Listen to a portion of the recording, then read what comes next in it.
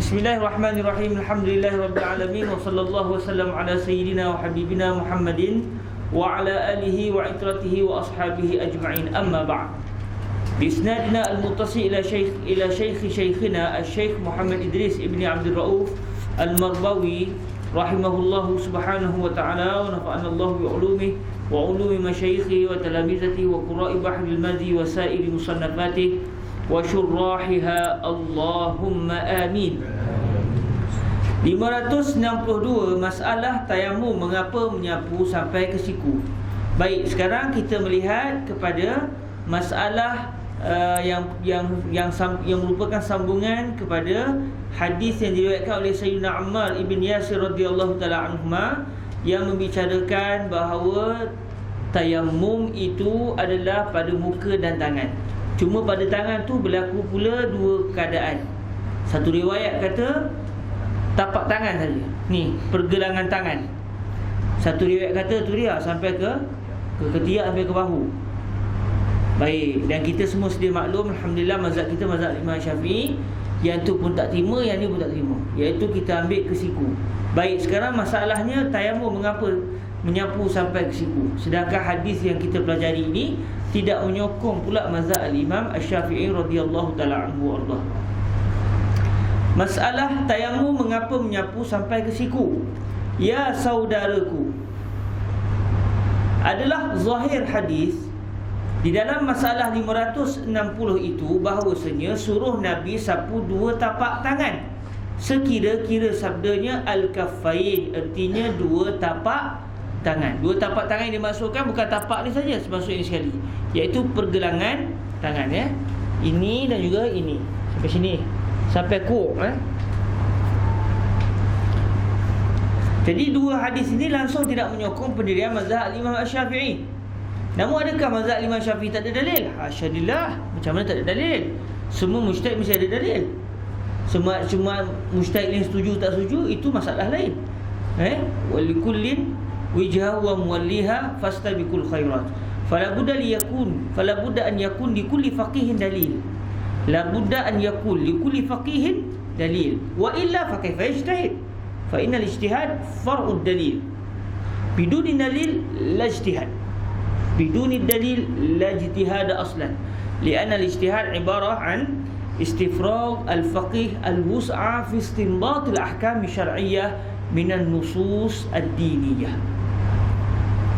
Ya saudaraku adalah zahir hadis.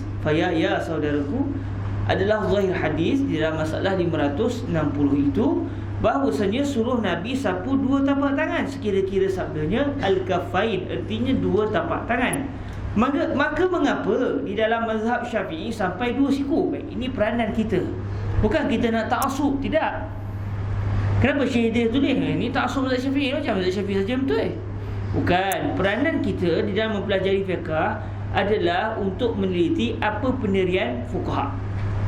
Yang kita mazhab Syafi'i ni apakah sebab? Kerana kita kebetulannya di Malaysia itu mazhab yang sampai kita mazhab Syafi'i. Saya tak minatlah Syafi'i, saya nak belajar mazhab dia, alhamdulillah. Tak ada masalah. Tapi oleh kerana kebanyakan masyarakat kita itu masyarakat bermazhab al-Imam Asy-Syafi'i, maka menjadi satu hikmah yang baik adalah kita mengajar masyarakat berdasarkan mazhab Imam Asy-Syafi'i supaya masyarakat tak pening kepala. Tapi kalau kita sendiri nak beramal dengan mazhab lain, ada masalah, belajar mazhab lain betul-betul. Okey? Jadi apabila satu hadis Rasulullah sallallahu alaihi wasallam bercanggah dengan mazhab kita, maka menjadi satu tanggungjawab bagi orang yang sebagai dai, sebagai faqih Syafi'i untuk meneliti apa pula dalil mazhab Imam Syafi'i. Sebab mustahil Imam Syafi'i tak jumpa hadis sebut. Ya subhanallah, nahnu kunna nal'ab katsiran wa nanamu katsiran wa ma zalika subhanallah wajadna al-hadis wal Imam Syafi'i lam yajid. Subhanallah. Bisabab anna wajadna Google wal Imam Syafi'i ma indahu Google. Hadza huwa sabab. Ewa ya ammi, ewa kalamuka khata. Ya, okey. Jadi mustahil. Jadi mesti mazhab kita ada dalil. Apa dalilnya? Okey, cari. Jadi ini peranan, antara peranan Syekh Al-Marbawi adalah untuk menerangkan pendirian mazhab al-Imam Asy-Syafi'i berhubung dengan hadis. Ya imam tu kata pendapat kita rajih tak rajih, itu satu masalah lain. Li'anna ar-rujhan nisbi. Hazal dalil rajih indak wa laysa rajih indi. Wa qad yakun dalili rajihan indi walakin lam yakun rajihan indak. Farrujahan nisbi. Jadi tak ada sebenarnya pendapat yang rajih. Kalau ada pendapat yang rajih, garanti Imam Syafi'i ikut pendapat tu. Tapi kerana Imam Syafi'i rasa pendapat beliau rajih lah, beliau kata begitu. Imam Malik dengar ijtihad mazhab Imam Syafi'i. Okey? Saya tak pasti Imam Syafi'i jadi mujtahid setelah kewafatan Imam Malik atau semasa hayat Imam Malik ni, saya tak pasti. Katakan Imam Malik sempat menemui Imam Syafi'i setelah menjadi mujtahid. Setelah mendengar pendapat Imam Syafi'i, contohlah, adakah sekiranya Imam Malik tak setuju pendapat Imam Syafi'i, Imam Malik mesti mempertahankan pendapatnya? Ya, kerana mujtahid itu tidak boleh mengikut pendapat orang lain. Habis, kah kepala? Bukan masalah kah kepala, dalil. Setiap mujtahid dia berhak untuk istinbat hukum dan dia dengar pendapat kawan lain. Tapi kalau dia setuju dengan pendapat tu, maknanya dia ketika itu berijtihad dan ijtihadnya telah membenarkan pendapat sahabat seorang lagi. Jadi setiap mujtahid itu berhak untuk istinbat, bahkan haram ikut pendapat orang lain, melainkan sekiranya ijtihadnya mengatakan pendapat itulah pendapat dia. Kebetulan Syekh kata begini, orang ni pun kata sama. Kita tak ikut siapa, tapi kebetulannya di hujung tu kita sepakat kerana masing-masing telah berijtihad, dan ijtihad masing-masing ada ijtihadu kulli wahid ila natijatin subhanallah mutasawiyah ma'ijtihadi mujtahidin akhar. Jadi mujtahid itu la yuqallid wa innamal mujtahid yajtahid. Amal muqallid wa la takun mujtahid li annaka ant muqallid. Fal muqallid lahu daw wal mujtahid lahu daw. Baik, kerana itu dalam kitab ini antara peranan Bahrul Mazi adalah menerang kepada masyarakat, jangan ingat mazhab Syafi'i tak ada dalil. Ini dalil kita. Awak setuju tak setuju tu masalah awak. Awak rasa pendapat kami tak kuat, tak apa, tapi ini pendapat kami. Dan tak mustahil pendapat kami yang benar di sisi Allah, dan tak mustahil pendapat kamu yang benar di sisi Allah. Taib, mata sana'rif anna ar-ra'ya sahih ra'yi am ra'yuk? Taib, fil jannah insya-Allah, nas'alullah azza wa jalla. Maka mengapa dalam mazhab Syafi'i sampai dua siku? Al-jawab, kata ulama yang mengatakan wajib sampai dua siku itu ialah ditanggungkan mutlak hadis itu atas muqayyad. Ini satu kaedah usul. Apabila ada dalil yang mutlak, satu dalil lagi muqayyad, maka lafaz yang mutlak ditanggung kepada muqayyad atas dasar ihtiyat. Tapi mazhab Imam Abu Hanifah tak setuju cara dalil begini. Apa maksud dia begini? Okey, di dalam masalah tayamum, Allah Subhanahu Wa Taala sebut al-yad, tangan. Wamsahu biwujuhikum wa aydikum. Dalam masalah wuduk pula, faghsilu wujuhakum wa aydiyakum ila al-marafiq. Baik, wuduk bukan tayamum, tayamum bukan wuduk. Baik, wuduk bukan tayamum, tayamum bukan wuduk. Tetapi mereka sepakat dari sudut kedua-duanya adalah ditugaskan untuk menjadikan seseorang boleh untuk salat. Masih dalam satu tajuk. Cuma yang ni bukan tayamum, yang ni bukan wuduk. Wuduk bukan tayamum, tayamum bukan wuduk. Tapi kedua-duanya sepakat berada dalam satu folder yang sama, iaitu kedua-duanya adalah untuk membenarkan seseorang melakukan ibadah. Tanpa wuduk, orang tak boleh solat. Tanpa tayamum, seseorang yang wajib tayamum tak boleh solat juga kalau dia tak bertayamum. Baik, kalau begitu, satu mutlak, satu muqayyad. Apa dia mutlak, apa dia muqayyad? Mutlak adalah satu kalimah secara kasar-kasar je lah. Nanti kalau kita masuk dalam perbahasan usul, kita akan bincang secara panjang lebar dalam bab ni. Ke kita lalu dah? Tak lalu lagi, rasa dalam mata warakat Dalam mata warakat juga dibincangkan tajuk ni. Satu kalimah yang disebut tanpa disebut cirinya, tanpa dikecilkan skopnya. Famsahu biwujuhikum wa aydikum. Wa aydikum, al-yad min huna ila huna. Mutlak, lafaz bebas, tak ada sebarang ikatan, tak ada sebarang pengecilan skop. Mari ke wuduk pula, faghsilu wujuhakum wa aydiyakum ila al-marafiq. Berlaku taqyid. Dia tak sebut wa aydiyakum, tapi wa aydiyakum ila al-marafiq. tangan yang luas ni dikecilkan sekut dekat ni, daripada sini sampai sini. Jadi oleh kerana kedua-duanya berada satu folder yang sama, dalam mazhab Imam Syafi'i, ijtihad mazhab Imam Syafi'i ni dari segi usul fiqh, oleh kerana satu lafaz umum, satu lagi lafaz mutlak, yang umum itu kita jadikan dia juga sebagai mutlak walaupun dalil tak sebut, atas dasar ihtiyar. Atas dasar ihtiyar. Okey, atas dasar ihtiyar. Jadi menyebabkan mazhab Syafi'i, okey, sekarang Allah Taala sebut tangan, dalam masa yang sama ada satu ibadah, satu folder dengan tayammum, iaitu wuduk. Wuduk disebut sampai sini, maka kita samakan. Jadi sebagaimana wuduk sampai ke sini, tangan dalam masa tayammum pun kita tanggung sini. Okey, tanggung sini. Maka atas dasar itulah mazhab Syafi'i mengatakan seseorang yang bertayammum, kita bertayammum sampai ke sini. Okey, kita sambung, kita bertayammum sampai ke siku atas dasar hamlul mutlaq 'alal muqayyad. Hamlul mutlaq 'alal muqayyad. Kita tengok apa yang disebut di sini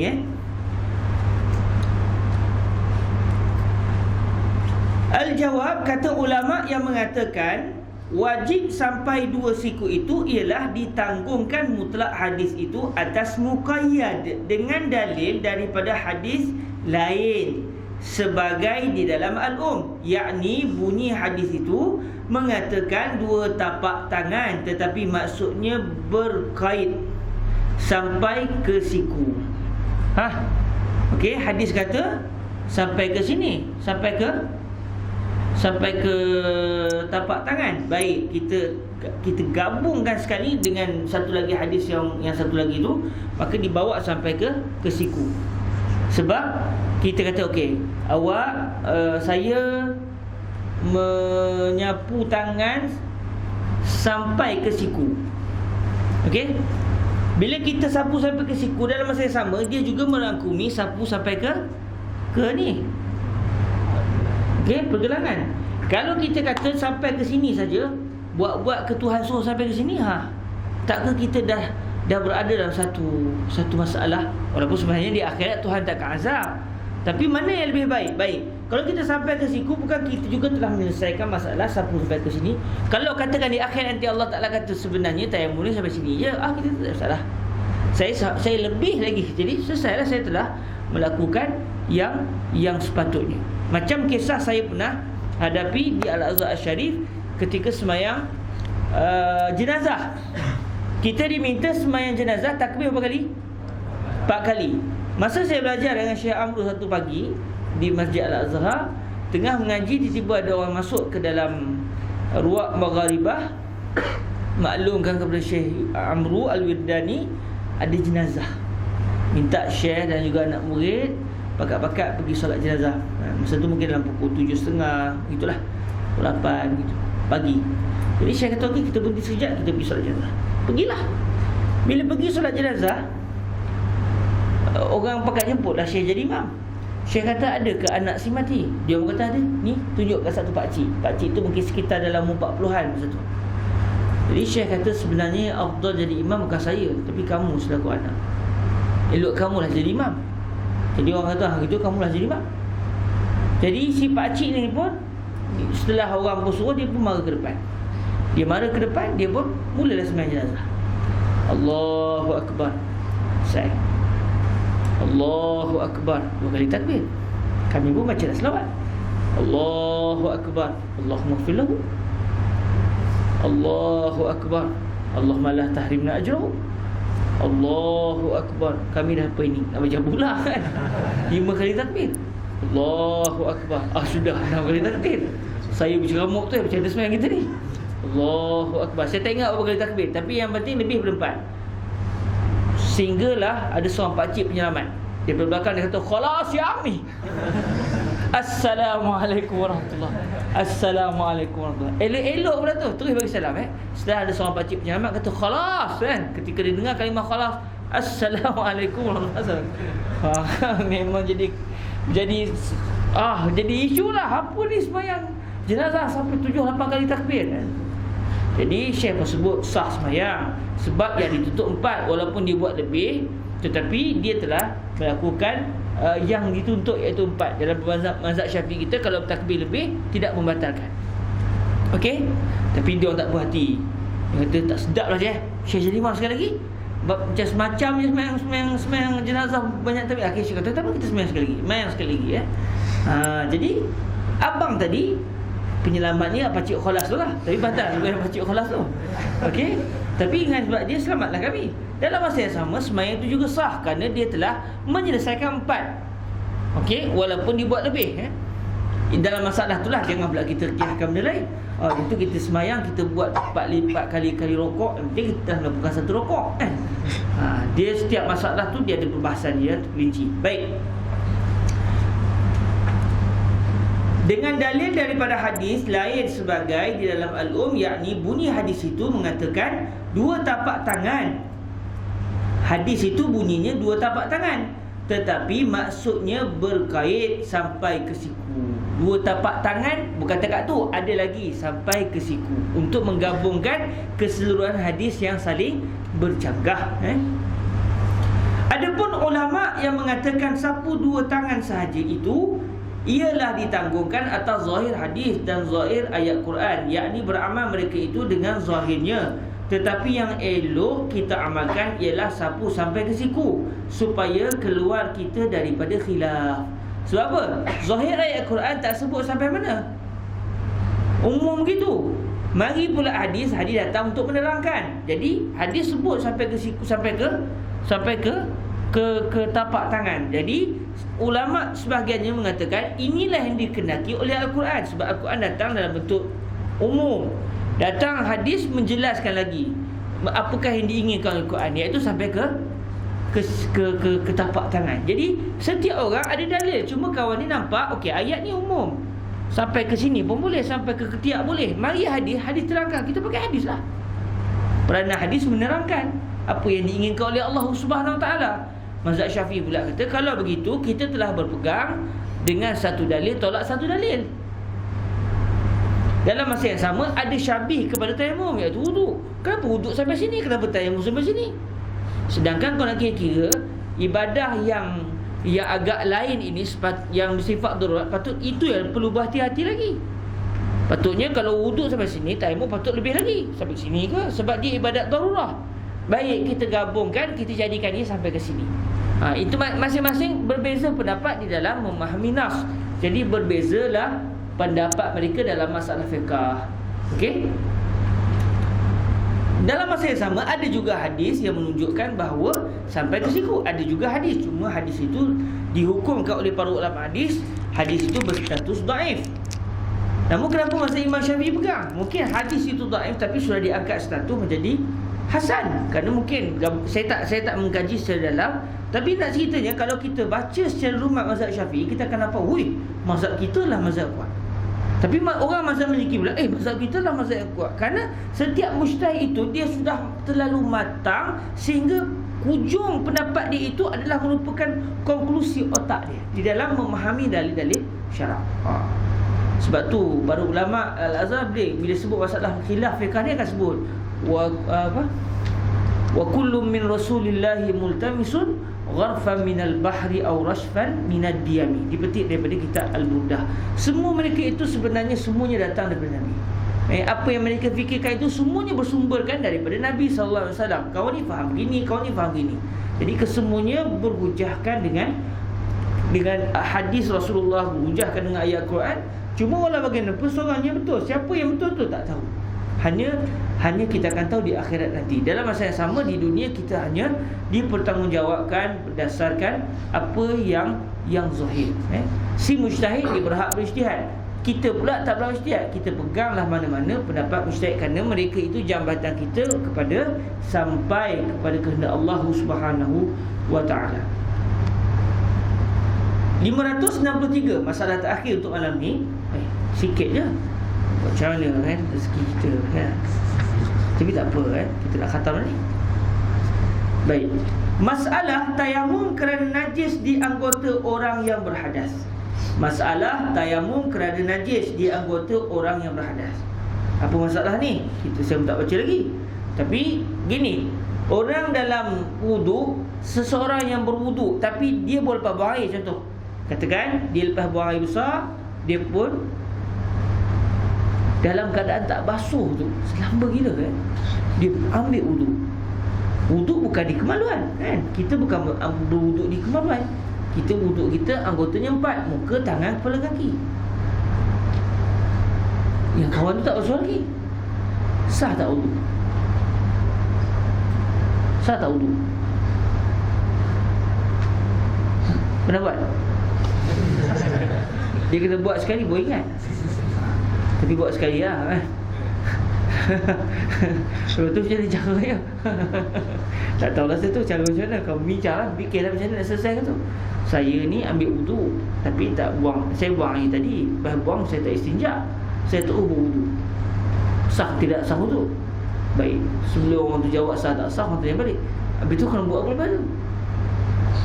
Kalau wudu kamu sah, kamu nak buat apa? Nak sembahyang? Lalu kamu tahu najis, lepas tu basuh lah, kata. Habis basuh, tak batal wudu lah. Betul kan? Tak batal wudu. Ada cara ke tak batal? Ada kan? Ada. Bincang lah macam mana, fikirlah, ikut imajinasi masing-masing lah. Saya tak nak bincang lah benda tu kan. Tapi persoalannya sah ke tidak wudu? Sah. Tapi yang terbaik tak begitulah, macam kita selalu buat. Selesai dulu, istinja dulu, baru berwudu. Tapi kalau kita buat kali, kita buat terbalik, sah. Habis tu saya nak istinja macam mana? Pastikan tidak berlaku perkara-perkara yang membatalkan wudu. Menjaga ya. Tak apalah, kita bincang tu, cuba fikir-fikir, buat penyelesaian, tengok satu tu. Yang ni tak boleh, yang ni tak boleh, yang ni tak boleh. Takkan dah suruh kawan tolong basuh, tak boleh. Kalau kawan tolong basuh, berlaku persentuhan laki dengan laki, betul lah, laki dengan laki, tapi dia pegang kepala, batal lah wudu aku. Betul ke orang pegang kepala kita batal wudu? Itu penyelesaian. Tapi masalah berkait dengan benda haram lah. Memanglah kawan tolong basuh, memang tak batal wudu. Kawan yang sentuh tu batal, kita disentuh tak batal. Kalau kita sama jenis, dia lelaki, kita lelaki, betul tak? Tapi takkanlah suruh kawan tolong basuh. Mungkin juga berlaku di saat kita sakit. Okey, di saat kita sakit, bukan ni cerita benda-benda tak elok ni kan? Jangan amalkan tu kan? Di saat kita sakit, kalau orang sakit kadang-kadang dia tak minta tolong kawan dia yang sinjakkan dia. Saya dulu ada kawan di Shibinil Kum, dia operation appendix. Jadi kawan baik dia tu, dia kata terbit air mata, Ustaz. Kita tak sangka kawan kita baik macam tu sekali. Dialah tolong basuh saya buang air apa dia lah. Katakan kawan ni batal ke wuduk dia? Tak batal. Sebab dia, perkara yang membatalkan wuduk menyentuh kemaluan. Dia tidak menyentuh kemaluan, dia disentuh kemaluan. Mungkin kawan tadi lapik, selesai masalah. Kalau tak lapik sekalipun, yang menyentuh itu yang batal. Tapi ketika tu berdosa ke? Tidak berdosa, sebab dia dah terdesak, dia tak boleh nak buat apa dah kan? Okey, itu antara contoh perkara yang ni. Tapi yang saya nak bagi tahunya, berwuduk dalam keadaan masih tidak beristinja sah. Baik tayamum macam mana? Tayamum tak sah.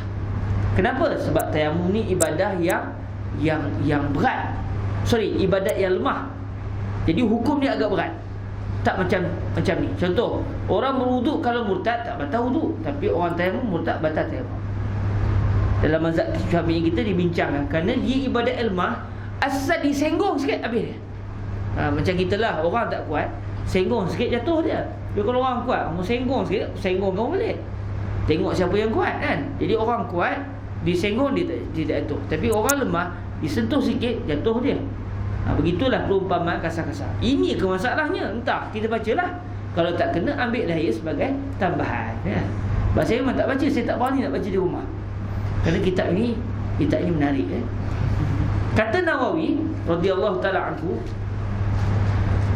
apabila adalah atas setengah daripada anggota orang yang berhadas itu najis, macam kena ya. Contoh, dia tak istinja lagi, atau kebetulan masa dia nak istinja tu, dia tangan dia berdarah, atau elok-elok dia jatuh, terpegang najis lembu, dia pun tak basuh. Nak kena basuh dulu ke tayamum dulu? Boleh ke tidak? Baik, apabila adalah atas orang yang atas setengah daripada anggota orang yang berhadas itu najis, maka hendak tayamum ia kerana ganti najis itu. Maka hendak tayamum ia kerana ganti najis itu. Maka pada mazhab kita dan mazhab jumhur al-ulama, bahawasanya tiada harus ia.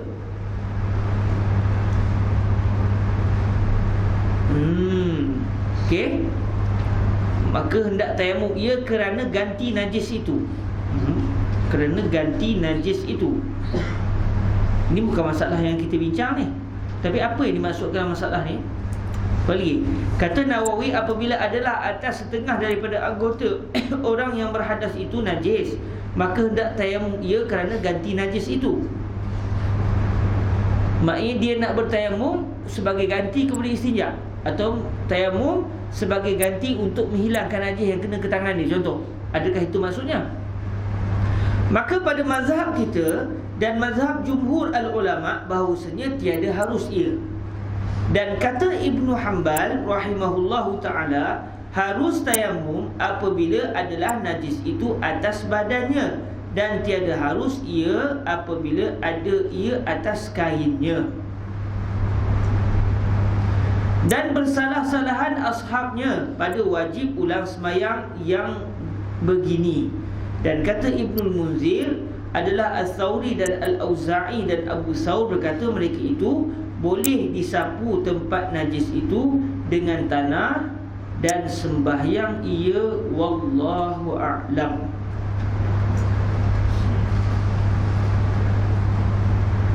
Saya tak jelas apa yang dimaksudkan kerana ganti najis itu.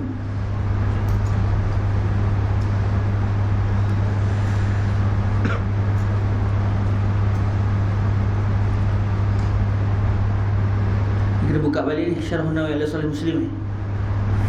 Ya Rabb, siapa rajin nak cari, buka dalam kitab Tayammum Syarah Nawawi ala Sahih Muslim.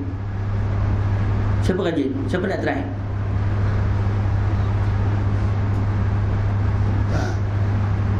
Siapa di rumah dia ada Syarah Nawawi ala Sahih Muslim?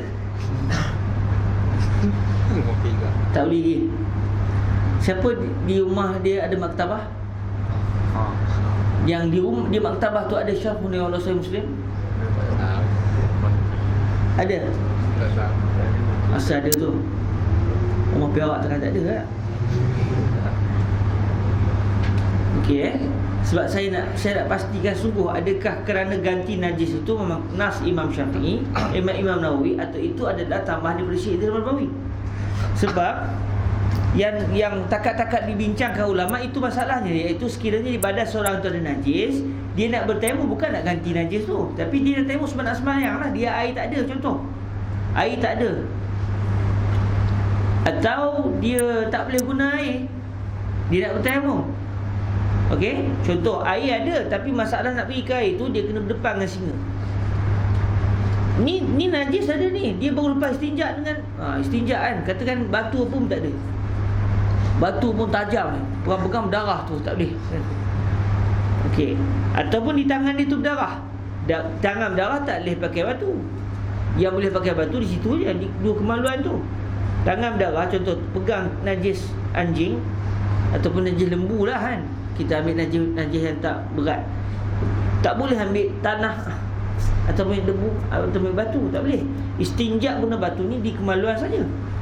Okey, bila tangan dia bernajis, dia nak bertayamum boleh tak boleh? Tak boleh. Dia kena hilangkan dulu. Dia kena hilangkan najis tu terlebih dahulu, barulah dia boleh bertayamum. Kenapa dia tak bulu? Okey, dia nak kena berdepan dengan singa dulu. Ustaz ni perjuangan Ustaz. Dia perjuangan pun kena ikut syarak juga kan. Bunuh diri tu tak betul. Baik, jadi perbahasan itu yang biasa disebut dalam kitab-kitab fiqh. Tapi kenapa disebut begini? Adakah makna perbahasan kita ini boleh ke tayamum menggantikan istinja? Dia tak beristinja, dia bertayamum supaya dia boleh sembahyang walaupun dia tak beristinja. Air tak ada, batu tak ada, apa pun tak ada, debu je ada. Adakah itu maksud Imam An-Nawawi? Yang tu saya tak pasti. Okey. Tapi kalau mazhab kita senang, mazhab kita jelas. Dalam masalah boleh ke tayamum menggantikan istinja? Tidak. Istinja mesti ya imam air, imam batu, itu ya. Ya imam air, ya imam batu, dan juga segala benda merangkap batu lah. Contoh macam tisu, Dia panggil al-hajar asy-syar'i, batu di segi syarak. Bukan semestinya batu ni, debu apa, kayu, daun, keteh yang menepati syarat-syarat yang disebutkan oleh para fuqaha. Jadi kalau dia tak nak berstinja, dia nak bertayamum, tak boleh. Dia mesti berstinja. Bahkan kalau dia tak berstinja, dia bertayamum, tak sah tayamum dia. Dia mesti selesai dulu istinja, baru dah dia boleh bertayamum. Dia selesai dalam masalah fiqh mazhab Syafi'i, selesai. Cuma apa yang dimaksudkan pengarang di sini, yang beliau terjemahkan kalam Imam Nawawi, yang tu saya tak jelas. Dan ia merangkum pula masalah kata Ibnu Hanbal. Kita bukan mazhab Imam Hanbali, so kita pun tak tahu. Ibnu Munzir. Jadi 563 ni muskil bagi saya. Dan dia perlu merujuk balik, kita kena cek balik apakah nas asal Al-Imam An-Nawawi radhiyallahu ta'ala. Kita tandakanlah soal. Nanti saya tanya balik mana tanda-tanda soal tu, kita cuba murajaah pada pertemuan-pertemuan yang diizinkan Allah Ta'ala. Mungkin sebelum kita khatam ni, semua tanda-tanda soal yang sebelum tak selesai, kita duduk, ambil masa dalam 2-3 jam contoh. Ada seorang bawa kitab Syarhun Nawawi Sahih Muslim, kita cuba selesaikan masa tu. Mungkinlah kan, sebab kalau tidak kita dah lalu, tapi masalah tak faham juga, tak sedap pula. Okey? Baik. Okey, sudah syukurlah. Saya tak nak ambil masa sahabat-sahabat dirahmati Allah. Kita berhenti setakat ini dahulu insya-Allah. Biiznillah SWT. Pada hari apa pula kita tu? Esok. Esok apa? Selepas esok Selasa. Selepas kelahnya Syekh Jamal Faruq, biiznillah sekitar 69 begitu kelas Syekh Jamal habis. Saya Syekh turunnya, saya terus mula biiznillah. Jadi sahabat-sahabat datang kelas Syekh Jamal tu, boleh juga belajar ilmu akidah dengan beliau, walaupun mungkin bahasa tinggi tak apa. Kurang-kurang kita tahu, kita tak erti, dah ada benda kita boleh dapat. Di rumah tak dapat benda dah, kan? Okey. Bismillah subhanahu ta'ala. Siapa yang tak ambil buku saya? Ada tak yang tak ambil buku saya? Saya rasa tak ada, masa saya buat balik rumah. Cuba tak jumpa mana buku tu. Ada siapa yang ambil buku saya? InsyaAllah yang orang Perak ni orang baik, kan? Dia mungkin tak ambil, Bismillah subhanahu ta'ala. Okey, ada sebarang soalan berkaitan dengan masalah kita?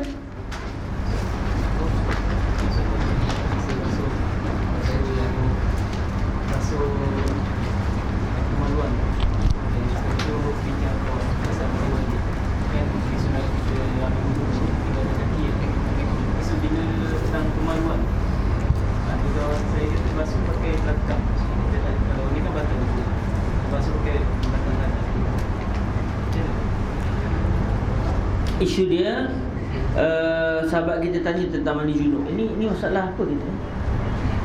Ini bukan masalah Ramazi ni. Kena berkaitan dengan tayamum.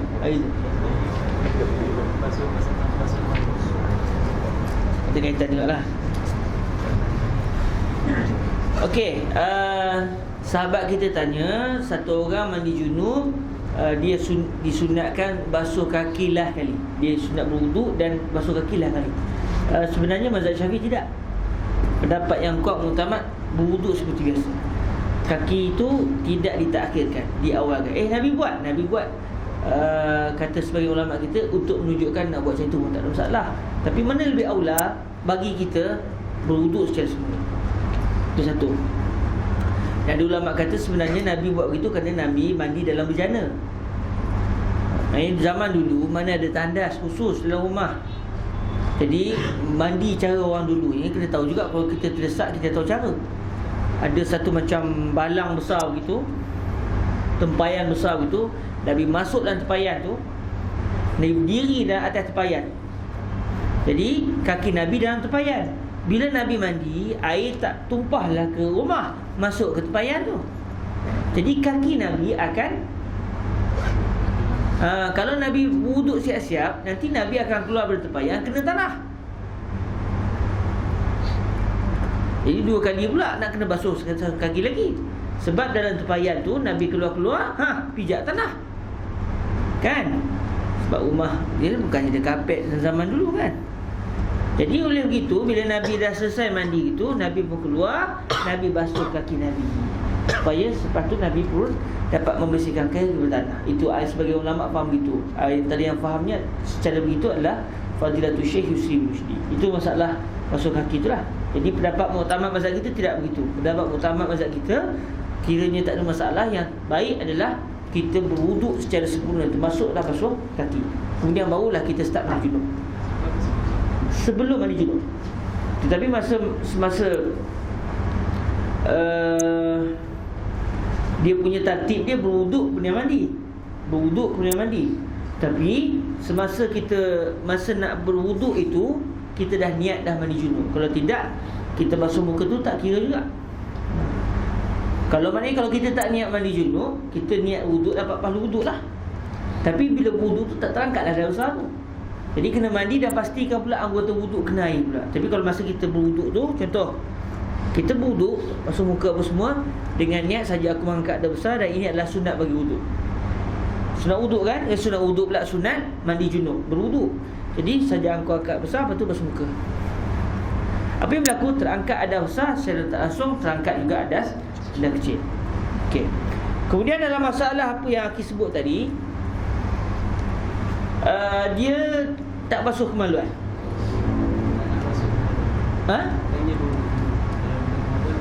Okey, dia telah berwuduk dan dia nak jaga wuduk dia.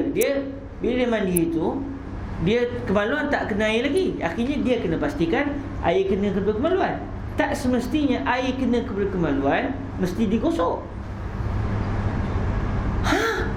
Ambil cebok tu, tawakal Allah. Itu cara kalau di sekolah menengah begitulah kan. Kita duduk cangkung ni kalau kita nak bincang secara fiqh ni, duduk cangkung, ambil air, syah. Kena bol kan. Serah macam mana pun kan. Okey, itu bagi yang insya-Allah kalau dia corah tu dia tahu kena. Sebab dia dah pengalaman sebelum ni. Tapi kalau dia tahu dia kawasan tu banyak kawasan-kawasan yang sulit-sulit tu, air tak masuk. Jadi cara macam mana? Ya imam dia gosok juga tapi berlapik. Pakai kain basahan.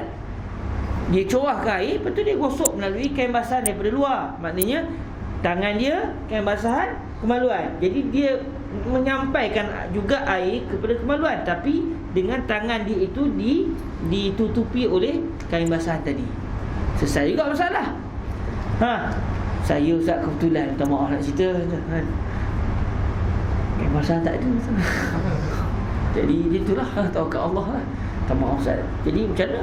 Okey, perkara yang membatalkan wuduk adalah sekiranya menyentuh kemaluan dengan batin telapak tangan. Adapun yang ni tidak membatalkan. Jadi nyingit gitulah. Boleh lah. Nyingit gitu kan. Yang penting maknanya ya gitu. Tapi ada cara lagi disebut oleh para ulama. Ni cara yang dibincangkan dalam kitab-kitab Tempat benda ni okeylah dah ditanya. Iaitu ke mana? Kan masa kita disunatkan sebelum kita berwuduk tu kita berstinjak dulu, buang kotoran-kotoran dulu. Dia punya tertibnya gitu. Tapi tak nak ikut tertib tu pun tak apa, sunat je. Yang itu qada hajat, sebab supaya takut ada air mani lagi dalam kemaluan. Jadi bila kita buang air kecil, air kencing tu menolak air mani kalau ada. Jadi taklah lepas ni tengok lepas mandi, keluar balik, alamak ada lagi. Dah kena mandi wajib lagi.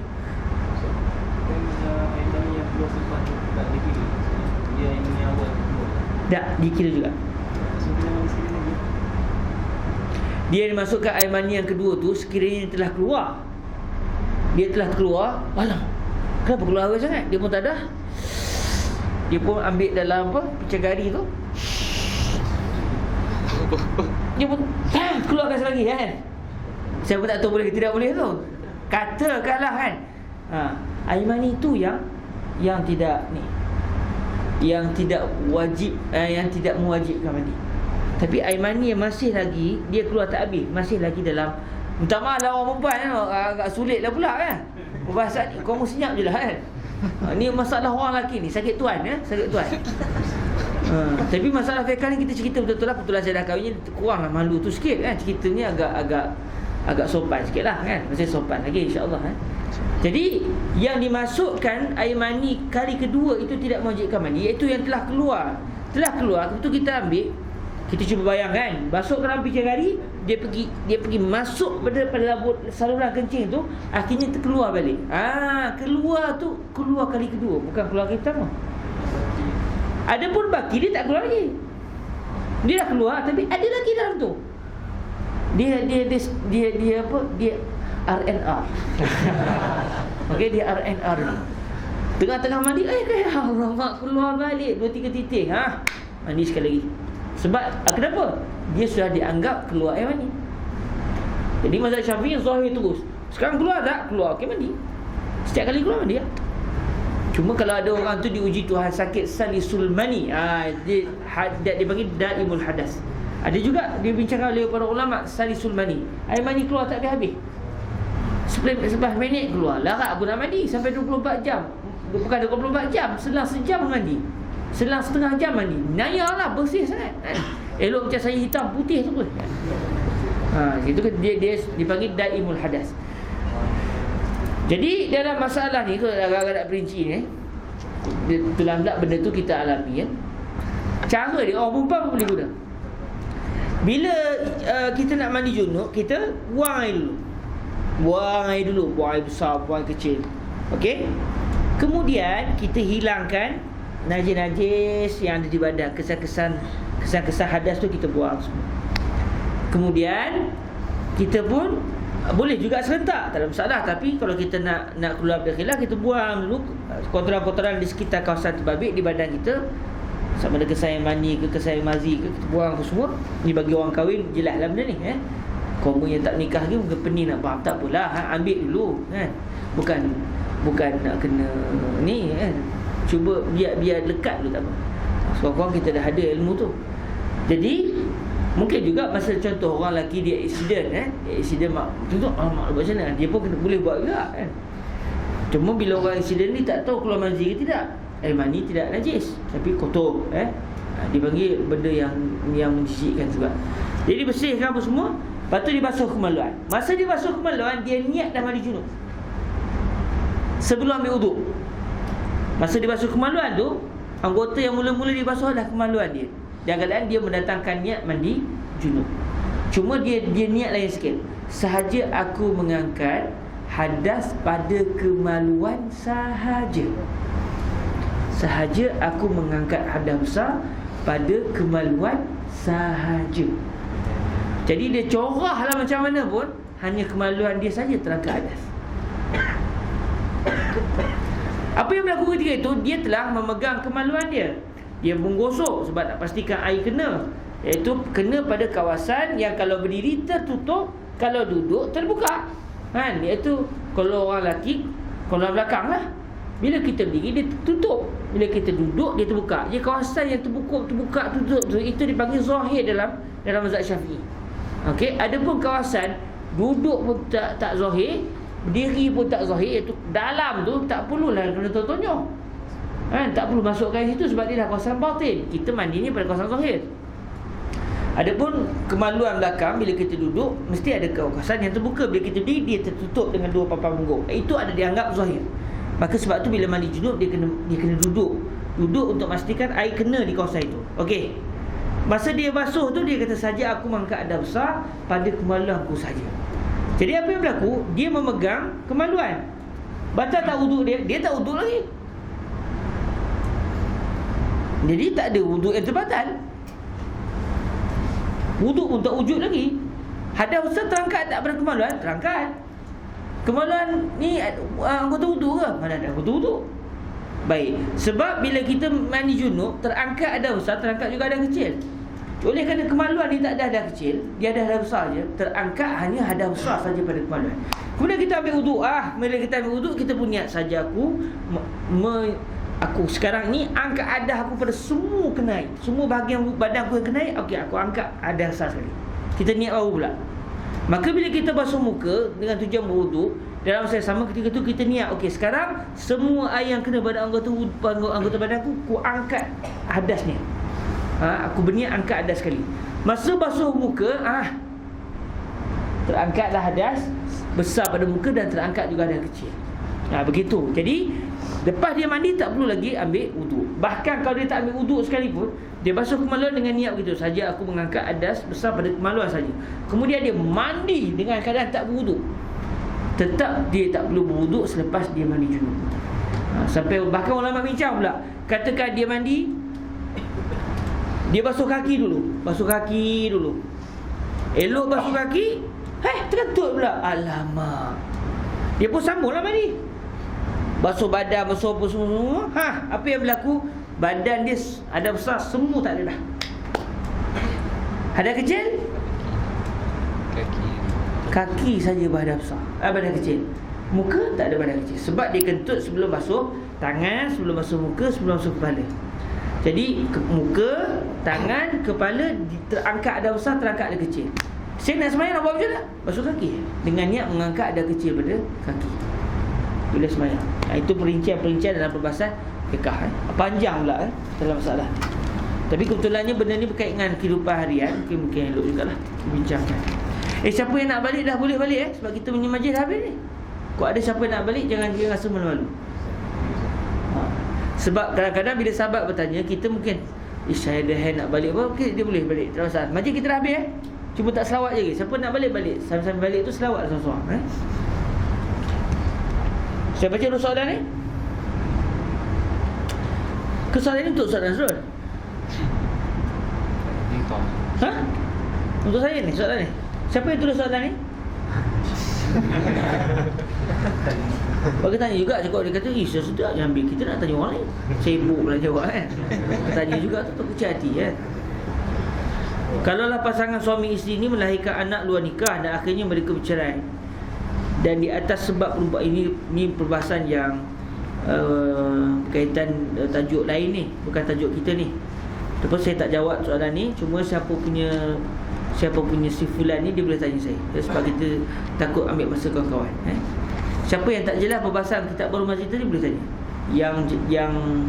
Yang soalan ni saya jawab, tapi selepas sahabat-sahabat kita balik. Sebab saya ada motor, saya tak masalah, saya boleh balik lambat. Posisi saya mungkin marah, tapi saya tak masalah.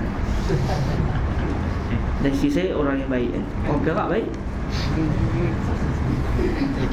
Nak pula orang Kuala Kare pula. Di Masjid Kare tu lah nikah di kubur. Okey. Baik, ada soalan yang berkaitan lagi? Baik, kalau itu kita sama-sama tangguhkan dengan kita berselawat ke atas baginda Rasulullah SAW. Allahumma salli afdal salatin ala as'ali makhluqatika sayyidina Muhammadin wa ala alihi wa sahbihi wa sallim adada ma'lumatika wa midada kalimatika kullama zakaraka zakiruna wa ghafala an zikril ghafilun. Allahumma salli afdal salatin ala as'ali makhluqatika sayyidina Muhammadin wa ala alihi wa sahbihi wa sallim adada ma'lumatika wa midada kalimatika kullama zakaraka zakiruna wa ghafala an zikrihil ghafilun. Allahumma salli afdal salatin ala as'ali makhluqatika sayyidina Muhammadin wa ala alihi wa sahbihi wa sallim adada ma'lumatika wa midada kalimatika kullama zakaraka zakiruna wa ghafala an zikril ghafilun. Allahumma ja'alna min ibadika at-tawwabin warzuqna fahma an-nabiyyin wa hifdhal mursalin wa ilham al-malaikati al-muqarrabin. Rabbana zalamna anfusana wa illam taghfir lana wa tarhamna lanakunanna minal khasirin. Rabbana atina fid dunya hasanah wa fil akhirati hasanah wa qina azaban nar. Wa sallallahu ala sayyidina wa maulana Muhammad wa ala alihi wa sahbihi wa baraka wa sallam. Alhamdulillahi rabbil alamin. Taqabbalallahu